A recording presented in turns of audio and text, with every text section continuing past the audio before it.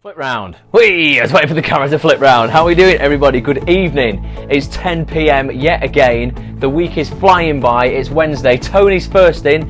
Boom, straight in. Then DD51624. Don't recognise the username. Let us know who you are and where you're viewing from. Fanny's here. Good evening. MB. There's a load of new people. Carla's here. Loads of new people. And for those who haven't got a clue who I am, never been on a scope before, my name is Ross. I'm an actor and a voiceover artist from Manchester here in the UK. Kat, good evening. I scope 3 times a week on a Monday, a Wednesday and a Friday. Monday and Wednesday we do something called motivation and mind hacks, which is exactly what it sounds like. It's little tips, mind hacks that are going to help you with your motivation, with your productivity, enabling you to kind of get things done faster, getting further in your life in less time basically. And then on a Friday we do a book club as well, where we look at a book written by an awesome chap or chapess in the world of personal development, or like I said, productivity, motivation, mindset. It's all science backed though, no nonsense, no woo-woo stuff, all real high performance, science backed positive psychology effectively. And tonight I'm going to talk about kind of time management in a way really, but we're going to give people just a few minutes to join. First of all, let's just give them a couple of minutes to join, and then and we'll get stuck in.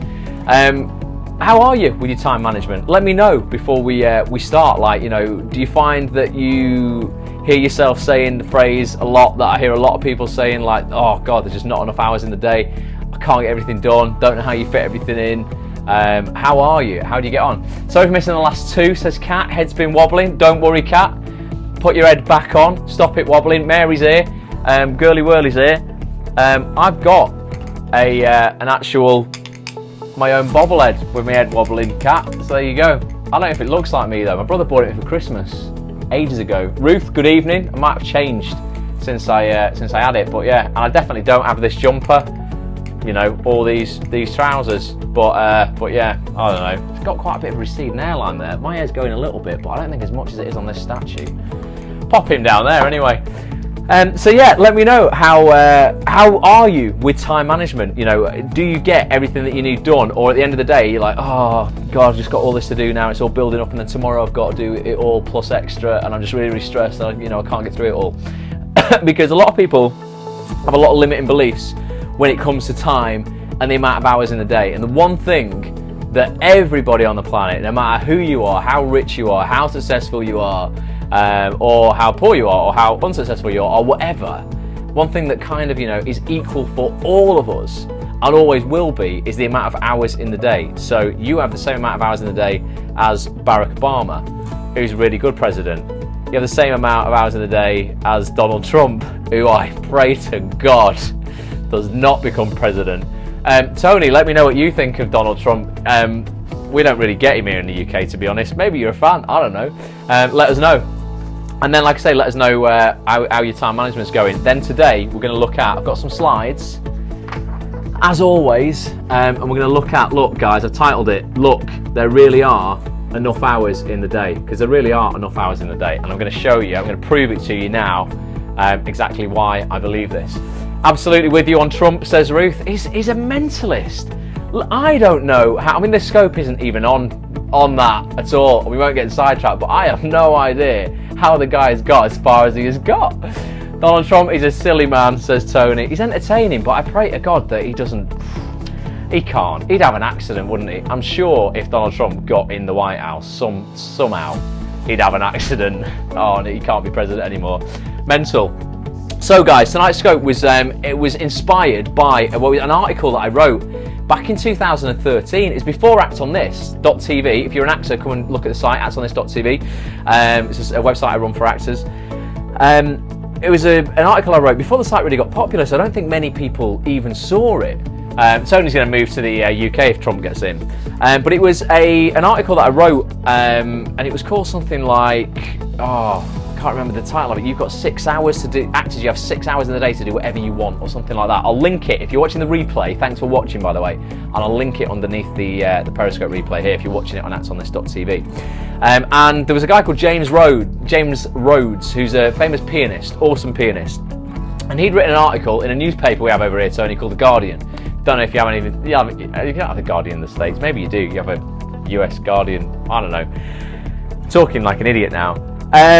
And he wrote in The Guardian over here an article that was great, and I want to start the scope with just like a quote that he wrote in the article, which is great. I'm a TIDS optimist when it comes to time. Well, you need to educate me, Sam, because I have no idea what you're talking about. But let me know what that means. Sounds good, but God knows. Right, a few words from James Rhodes to begin with. And he says, so remember, he's a famous pianist. He said, the most common thing people say to me when they hear I'm a pianist is, I used to play the piano as a kid. I really regret giving it up.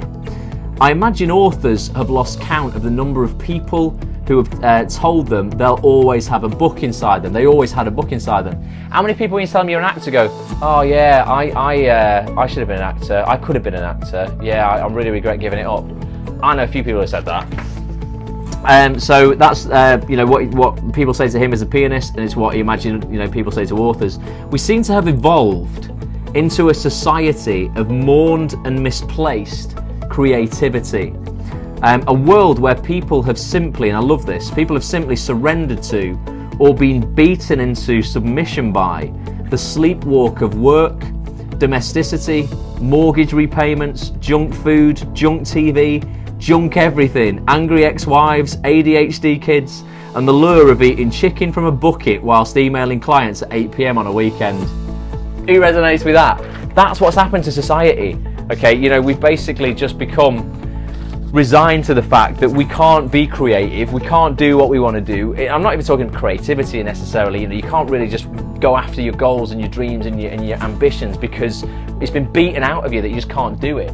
Oh, don't get me started on all this, says Fanny. Well, you're going to love this, Fanny. So James carried on in the Guardian article to basically try and break up the day. And that's what I based the article that I wrote on. And he allots certain amounts of hours to certain tasks. And you soon realise just how long a day is. I don't know if you appreciate, I certainly didn't until I wrote this article, so 3 years ago now, just how many hours there are in a day and just how much you can get done if you really do manage your time. So slide number 1 starts off here. I've put everyone on the planet, and I've got nothing against pizza boys, I'm just saying this is everyone on the planet, right? It started with a P and I wanted to use presidents. So everyone on the planet, from pizza boys to presidents, has 24 hours in a day. So James allotted 6 hours for sleeping. Now we've done a few scopes on sleep, and I know people need different amounts of sleep, but we're definitely lied to and conditioned to feel that if we've not had 8 hours, then we're going to feel like crap. So when you tell yourself if you've not had 8 hours with a scarcity mindset, you're going to feel like crap, you're going to feel like crap. If you tell yourself you only need 6 hours and you've had 6 hours, you're going to feel fine. Now let me show you some bit of science behind this, okay? 6 hours sleeping, let's just say we have 6 hours in a day to sleep, right? We can function sometimes quite brilliantly on 6 hours sleep a night, right? Scientists at the University of California studied the sleep habits of 3 groups of hunter-gatherers. So they found these nomadic tribes and they went, right, we're going to just follow you around and we're going to study your sleep patterns. People who weren't in industrialized cities like us, these people lived as hunter-gatherers, okay? And they studied them. Most of those studies slept for less than 7 hours a night, right? With the average amount just 6 hours and 25 minutes, okay? So 6 hours, 25 minutes. This is much less than the 8 hours often recommended in Western societies, okay? We're all recommended 8 hours, aren't we? But it's a lie. Despite they were only getting 6 hours and 25 minutes, the people studied were in good health, with lower rates of obesity, better blood pressure and healthier hearts than people in industrialised cities. They were also fitter because they were having a walk. They were doing an exercise. Not only were they, not getting as much sleep, they were being more active. And you might go, oh, I didn't get 8 hours sleep last night, so I can't go to the gym. I won't be able to do it. Poor me. Bullshit. Okay, you can. There's science, and I'll link to this study as well. If you're watching the replay as well, you can go and read the study. There's been loads of studies done on sleep, and people really can operate really well on 6 or 7 hours. He said pizza and planet, and I thought the claw. And it's another reference I don't get. Why am I not cool enough to get these probably really cool modern day references? Toy Story, brilliant. I've seen it, but I don't remember it. Knew the B-bomb was coming. Yeah, I've said it already. I've said the B-bomb. Now, so that's 6 hours, guys, if you're 24. That leaves us with 18 hours left. Let's see how else we can break it up. So we've had 6 hours sleeping. 8 hours working, right? Okay, 8 hours for work was more than good enough for centuries. Oh, the desperate irony that we actually work longer hours since the invention of the internet and the smartphones. That is quite ironic, isn't it? It's supposed to make our lives easier. They've actually make us work later. Working a 9 to 5 job, right, is not an excuse for giving up on your real dreams and aspirations. Sometimes working full-time, yes, is a necessity at certain points in our lives, and I get that. People say to me, oh, but I can't give up my job and just, pursue my dreams. No, you might not be able to straight away, right? But it's not an excuse. You still have time to pursue other goals, and I'm going to show you by showing you the other things you've got to do in your day and how many hours were left over. So we've got 6 hours sleeping. You can function brilliantly from 6 hours sleeping, particularly if you're doing the cold shower challenge, which we're on day 2 of. I have done, and I'm getting good at, and I know a lot of people have been posting pictures of themselves in the shower, tasteful pictures, and themselves in the shower. So we're going to have a little recap after this, and you can tell me how it's going for you. I think it's improving my alertness in the morning. Well, it definitely is, because I start to shout and go, oh. Yep, I agree, dream and work. I'm doing both in 2 different countries. See, doing 2 different countries, Kat. So we've got, we're going to check in at the end of this on the cold shower challenge. So keep those comments for the end. I want to know how you're doing. So we've got 6 hours sleeping, 8 hours working. Okay, 14 hours. So we've still got 10 hours left in the day, guys. Right. So let's have a look. What else do we need to do in the day? Well, we've allotted 4 hours for your etceteras. Okay, so 4 hours will amply cover picking up the kids, cleaning the flat, eating, washing, and the various other etceteras that you have, okay? But what I want to ask you is to be honest with yourself now. How many of your non-vital etceteras are eaten into this 4 hours though? Okay, how many minutes did you spend watching prank videos on Facebook today? Tell me if you've done it, if you're guilty. Let's be vulnerable here and hold ourselves accountable. How many minutes did you spend checking out your competition on Twitter, if you're an actor or whatever industry you're in, okay? Or liking your mate's lunch photo on Instagram? Carol, good evening. How many minutes have you wasted of your 4 hours that were allotting for your etceteras that are essential? Things like picking up the kids. Can't leave them at school. Can't leave them to sleep overnight.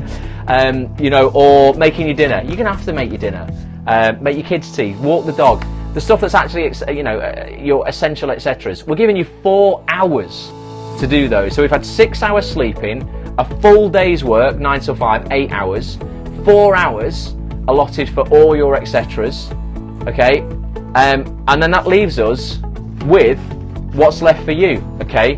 Which is a shed load of time. I nearly swore then. 6 golden hours just for you. Ruth says she's never checked out the competition. Good, Ruth.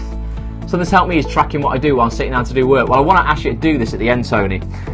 So 6 hours for you, okay? We are left with 6 hours, 360 minutes to do whatever we want. So on this scope, I want to ask you, how will you use your 6 golden hours tomorrow, right? That's 42 golden hours over the next 7 days to really chase your dreams and tackle any goal you set yourself. That's 2 more hours. Sam's going to use their etceteras for sleep. No, kids. That's 2 more hours than a full-time job. So you might go, oh, well, I work a 40-hour week. I work a full-time job, so I don't have time to do anything else or chase my dreams. I'm just going to have to resign myself to just doing a job I hate, and that's it. No, you've got 42 hours more, even after 6 hours sleep a night and 4 hours a day for your etceteras. You've still got 6 hours a day, 42 hours a week to do anything you want, which is more time than your full-time job is taking up. So when there are 3 people today, not today, this week, have told me when I've said, oh, what you're doing, oh, well, I'd really like to do this blog. Why aren't you doing it? Oh, well, I don't have time. What? Of course you have time. What are you doing right now? You're probably watching TV or scanning social media for rubbish. Evenings seem to go so quick compared to daytime, it's nuts. When your evenings go quick, it's two kind of reasons for that. Either you're doing something that you're zoning out and you're watching telly and you're relaxing and it goes really, really quick, or you're working on something you really love and you enjoy, and you're so absorbed by it that that time flies. You're in flow, what they call flow, and that when you're in flow, time goes woof. So time flies either when you're wasting it, or you're really using it. So hopefully you're really using it. I think this shows there's a difference between no time and not truly wanting to change. That's it, Tony. That's exactly it. How many hours do those here average get? How many hours do those here average get? As in what, Mary? For sleep or for work or what? Let me know what sleep. So let me know what you do sleep-wise.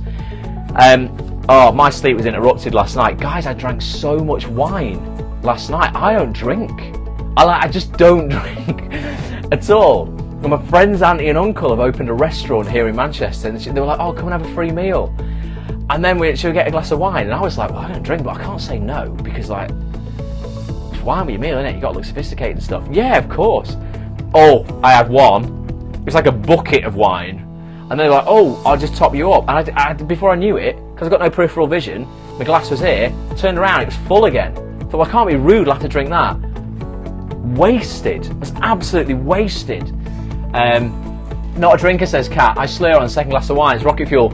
I was in good spirits. I felt great. I felt terrible this morning, but it did remind me how not to spend your day, because I needed an extra 3 hours practically today of downtime just to recover. Don't drink, guys. You'll waste your time in the day.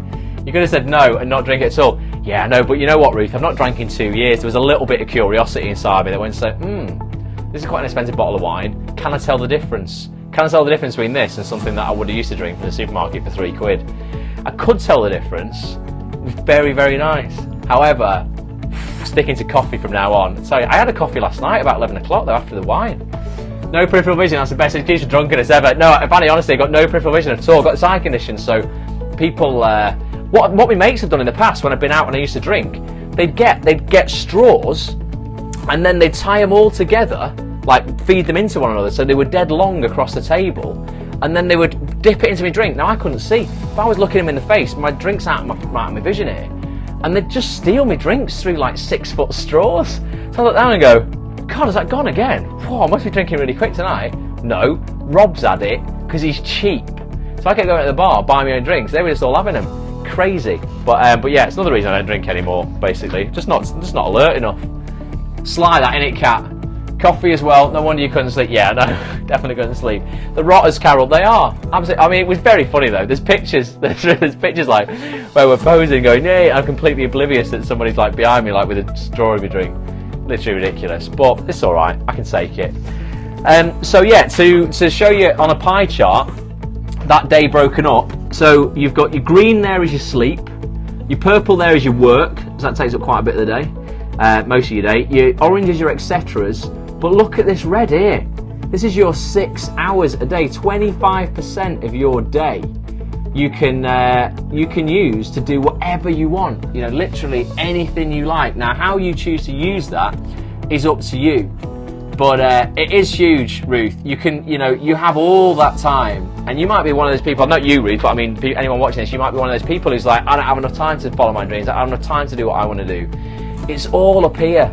That's just a scarcity mindset. You're probably the person as well who's saying, oh, I don't have enough money, I don't have enough time, I don't have enough support, I don't have enough friends, I don't have enough people, I don't have enough resources. Because all you're looking at is what you haven't got, as opposed to going, oh, wait a minute, I have got 6 hours a day. I could do anything that I want to do in. So please, moving forward this week, just think what you're doing. And what you can always do, Carol says you can always find time. And I think you can if you want it bad enough, Carol, you definitely can. What's really interesting, and you might want to do this first, is not change your habits just for now. But what I ask people to do sometimes is write a little diary, right? A little checklist of all the time you spend just over the next 3 days, and do whatever you want. Do whatever you would normally feel inclined to do. So if that is go on Facebook, go on Twitter or whatever, and waste a bit of time on social media, it's entertaining, you know. And if you've done a lot of work, maybe you deserve a bit of that. But write down just how many minutes you spent doing that. You might go, okay, well today 20 minutes Facebook, then I did 10 minutes when I was on the way here or whatever. I looked at Twitter, and then I had this amount of time on the phone when I phoned somebody. I didn't really need a phone, I just wanted to chat and gossip. Anything that's a non-vital etc. Don't deny it yourself for the next 3 days. Just do it, but write it down. And then at the end of that 3 days, you'll have one of those moments where you go, oh my God. It's almost like doing a food diary when people go, but I don't know why I'm so big because I hardly eat anything. And then you ask them to write down their food over the next 3 days and they go, wow, I had no idea I was eating all that. you will have no idea how much time you're wasting. I have to timetable my day even down to social media times and reading. I get masses done. That's proper military style. Wonder what we did before social media. Yeah, I know. Well, I was laughing the other day because my nephew's only 11 and he got a mobile phone for his birthday. My brother's been holding off buying him one for years, and like, there's kids a lot younger than him that have mobile phones these days, but I don't really agree with it. And I was saying, do you remember when you were a kid and you would memorise all of your friends' home phone numbers? So I could go, Liam, my mate, right, okay, 0161 748, I knew it. Danny, 747, Eddie, 746, this is it. I just knew them all off by heart because you didn't need a mobile phone. You just knew all the numbers, which was amazing. I'm like, wow, kids these days, they just text. They won't know anybody's number. They don't go out or anything like that. Yeah, run down to the phone. Would have to call after 6. Yeah, when it was cheaper, definitely. You arranged to meet and hope to turn up, definitely. When I was 18, I didn't get a mobile till I was 18, but just before I was 18 and we were sneakily getting in the pub a bit early when we were 17, we would just, back then there was no mobiles. You just had to go, right guys, be there at 7 o'clock. I'll meet you in Wetherspoons on the left hand side at 7, and you just hoped when you went in that they would be there.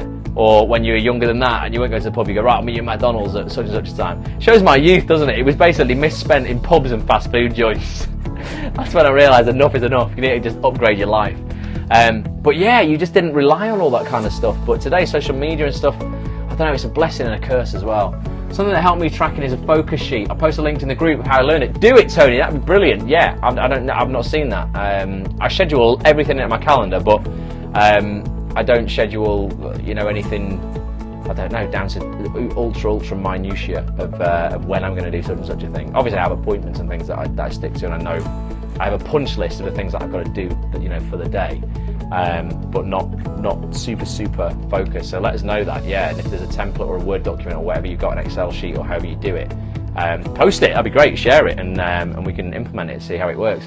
But ultimately, guys, yeah, that's kind of really just all I want to say tonight, and just is that I want to emphasise that whole red block there is exactly how much spare time you have in the day. So when people say to you, oh, I'd love to do this, but I can't do it because I don't have enough time because I work a full-time job. You go, what? Do you work 40 hours a week? Yeah, I work 40 hours a week, so I don't have time for anything else. You can go, bullshit. You've actually got 42 hours. So you've got 2 hours more than your full-time job to actually do the thing that you want. So you have no excuse. And, I mean, that's based on the 6-hour sleep thing. So maybe you go, okay, well, I have 5 hours, going to have 7 hours sleep. And I might have, maybe it goes down to even 4 hours because you have a 30-minute commute to and from work or something like that. But still, 4 hours, 28 hours a week, that's still a shed load of time for you to do whatever you want.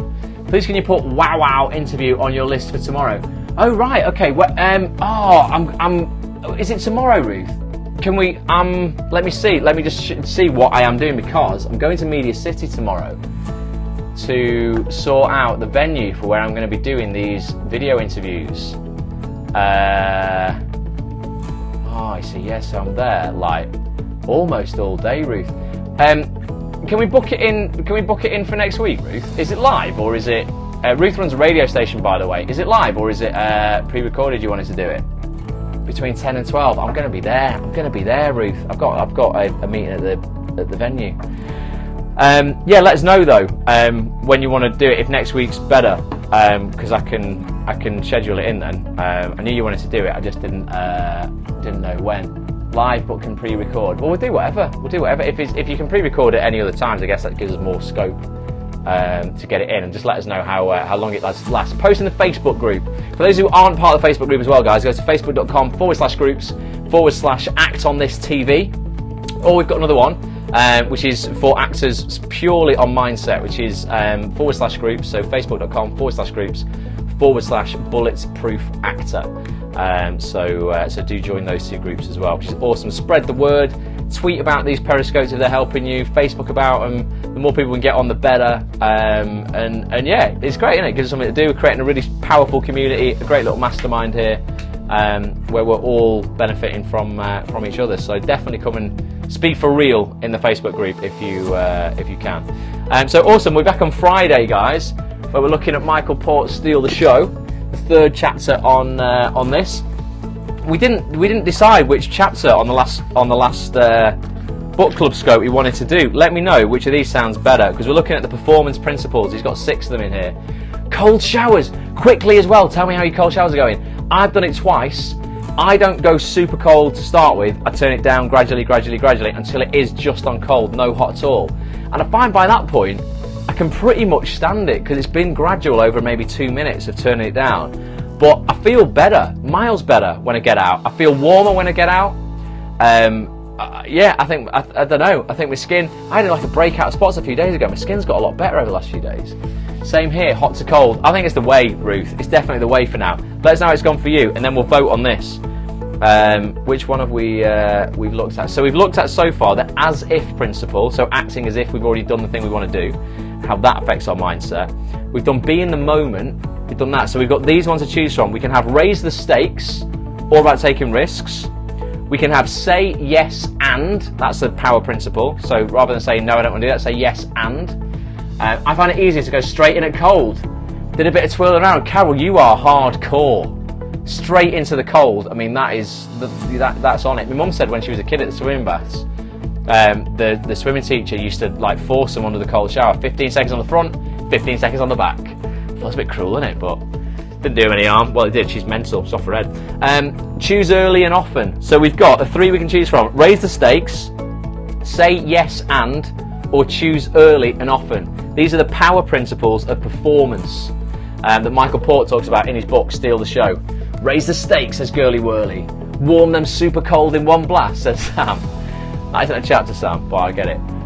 Yeah, so we've got 1 for raise the stakes. Any more for raise the stakes? Or then we've got say yes and, or choose early and offer. Another one for raise the stakes. It's raise the stakes in the lead. Raise the stakes is running up front, 2-0. Raise the stakes. Tony's gone 3-0. It's clearly raise the stakes, isn't it? We all love it. We've done a scope on risk taking, didn't we, not long ago? My top 8 quotes on risk taking, I think.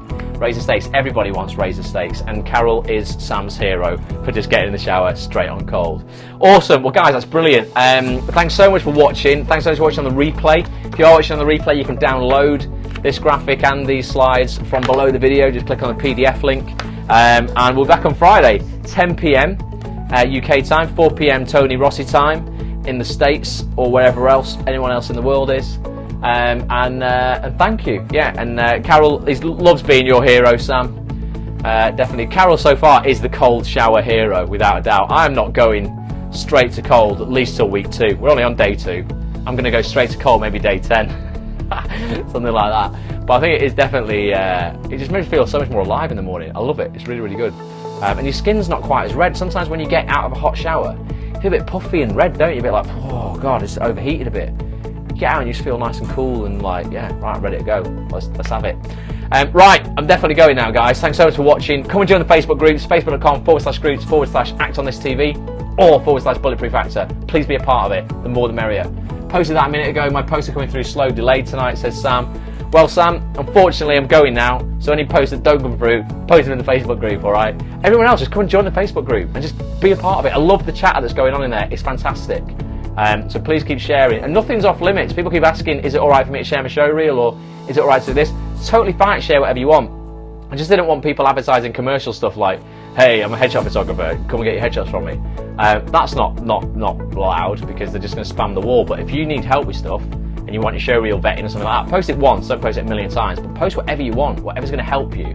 That's what it's there for. So come and join in. Cheers, guys. I'll see you soon. Try and end this nicely. I've done it again. Yes, awesome. Right, take care. See you soon. Bye for now.